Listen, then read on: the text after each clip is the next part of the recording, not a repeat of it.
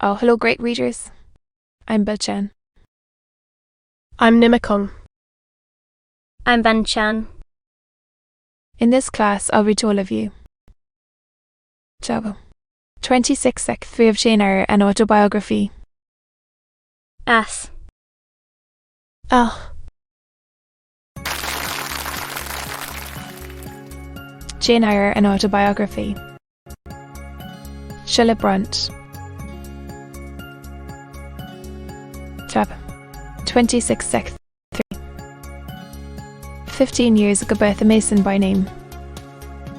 Sister of this resolute personage. Ban. With his quivering limbs and white cheeks. Heart men may bear. Cheer up. A woman as you.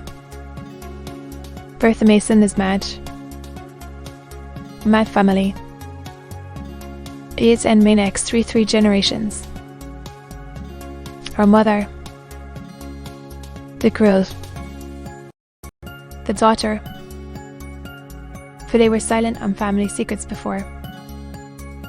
Bertha. A dutiful child. Competent parent in both points. Partner pure. Wise. Modest. You can fancy I was a happy man. I went through rich scenes. But my experience has been heavenly. You only knew it. But I owe you no further explanation.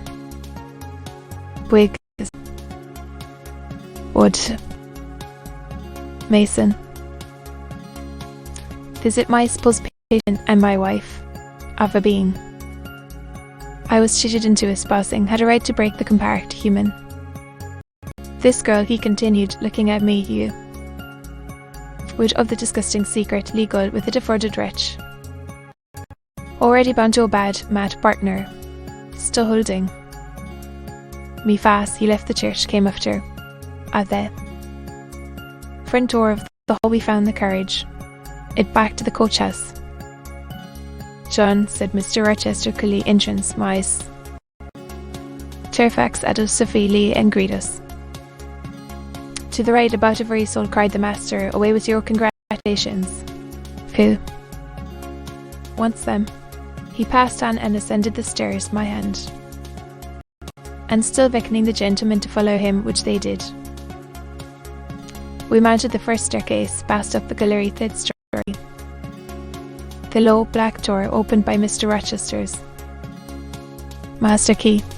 Admitted us to the straight room cabinet. You know this place. Mason, said our guide from the wall, uncovering the second. Though this too he opened.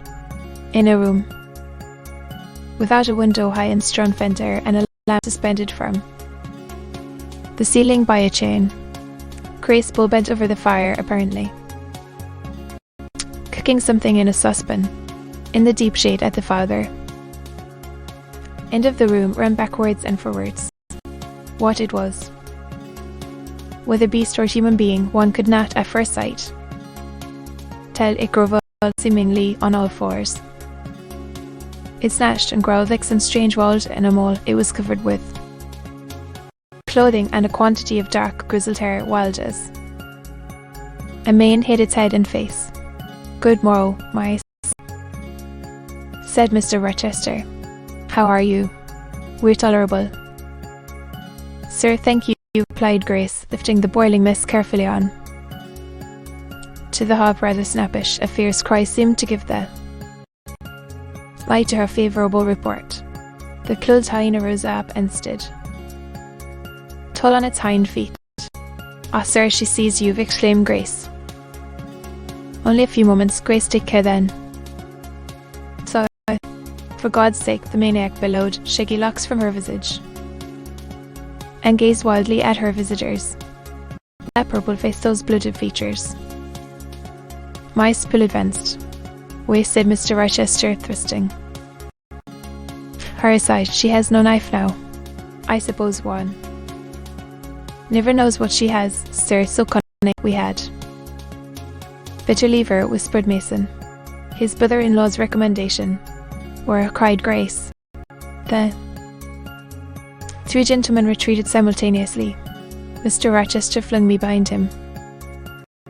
The lunatic sprang and grappled his throat viciously and laid her teeth to his cheek. They struggled, woman in stature almost equalling her husband, and corpulent besides, for force in the contest more than once she almost throttled him was. He could have settled her with a well-planted blow. Not strike, he would only wrestle. At last he mastered her arms. Graceful gave him a cord, and he pinioned them.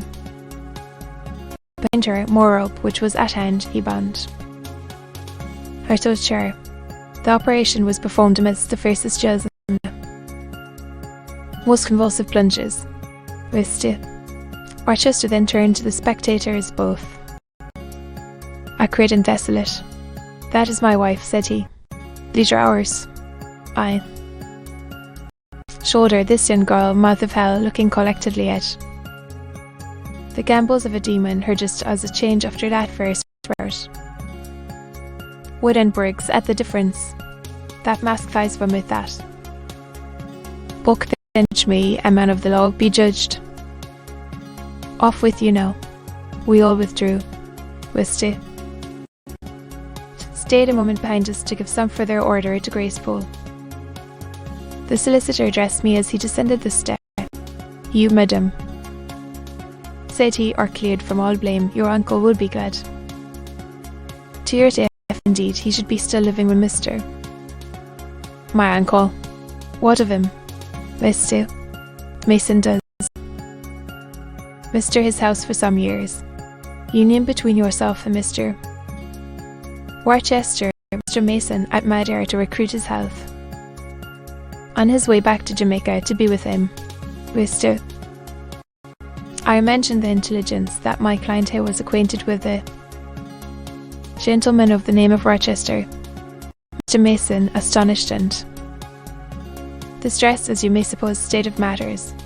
Your uncle, I am sorry to say, on a sick bed from which stage it has reached, it is unlikely he will ever rise. What? Then hastened to England himself. You had fallen, but he implored Mr. taking steps to prevent the false marriage. He referred him to me for assistance. I used all dispatch, and am thankful I was not too late, as you doubtless was also. Our uncle will be dead ere you reach Madeira. Accompany Mr. Mason back. As it is, better remain in England till you can hear further, either from or of Mr. Eyre. Have we anything else to stay for? He inquired of Mr. Mason. No, knowledge. As speak on, was the anxious reply, to take leave of Mr. Rochester door. The clergyman stayed to exchange a few sentences for proof with the naughty parishioner. This duty done, he too departed. Heard him go as I stood at the half-open door of my own room, to which I had now withdrawn. The house clad, I shut myself in, fastened the bolt that none might intrude, and proceeded in it. To weep, to mourn, I was yet too come for that. The wedding dress, and replace it by the stiff gown I had worn yesterday, as I thought, for the last time. I then sat down. I felt weak and tired. I leaned my arms on a table, my head dropped on them, and now I thought. Only heard, seen, event rush on event, disclosure open beyond disclosure, but now I thought. The morning had been a quiet morning in all except the brief scene with the lunatic. The transaction in the church had not been noisy of passion, no loud altercation, no dispute, no defiance or challenge, no tears, no sobs. A few words had been spoken, pronounced objection to the marriage made. Some stern, short questions put by Mr. Rochester, and says explanations giving evidence at least the truth had been uttered by my master, seeing the intruders were gone and all was over.